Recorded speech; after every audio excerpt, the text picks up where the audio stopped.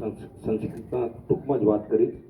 પણ ગુજરાત રાજ્ય યોગ બોર્ડનો મેન્ટર છું ને, તો અમને એવું કહેવામાં આવે કે માણસ રહ્યા ને એને લિસનિંગ અને હિયરિંગ, એટલે મોટા ભાગે માણસ સાંભળતો હોય છે, તો એને લિસનિંગ મોડમાં લાવવું હોય ને તો એના માટે શું કરવાનું, તો કે કોઈ પણ કાર્યક્રમ હોય ને એના પહેલાં ઊંડો શ્વાસ લઈ અને ઓમકાર મંત્ર કરીને ઉદ્ગીત પ્રાણાયામ કરીને તો એને કોઈ પણ થાક હોય, કોઈ પણ વસ્તુ હોય ને પાત્ર આપણું ખાલી થઈ જાય.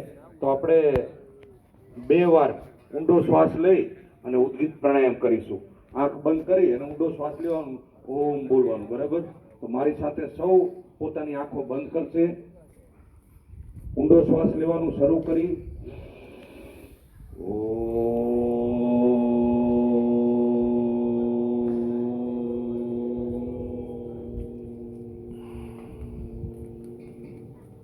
બીજી વાર ઊંડો શ્વાસ,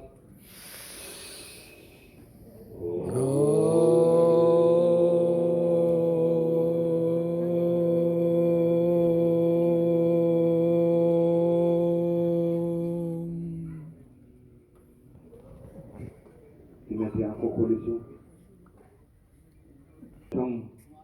હું વિધિ દાદાએ જે આ ખેડૂત ચિંતન શિબિરનું આયોજન કર્યું છે એમના માટે હું અંતઃકરણથી વંદન સાથે હું અભિનંદન આપું છું.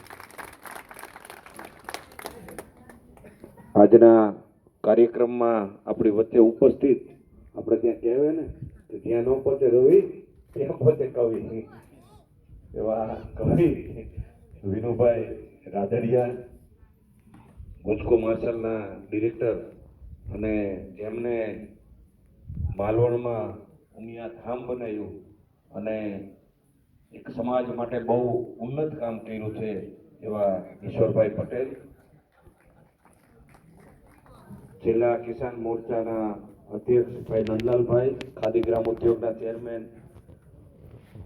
કેન્દ્રના, જેમને પોતાના બલબૂતા ઉપર આપણે કંઈ પણ બનવું હોય ને તો કોઈકની ભલામણ જોઈએ, પણ જેમને લાયકાત ઉપર એમની નિયુક્તિ થઈ છે એવા દેવજીભાઈ. ઇટીવીટી આપણો તાલુકો વાઇબ્રન્ટ તાલુકો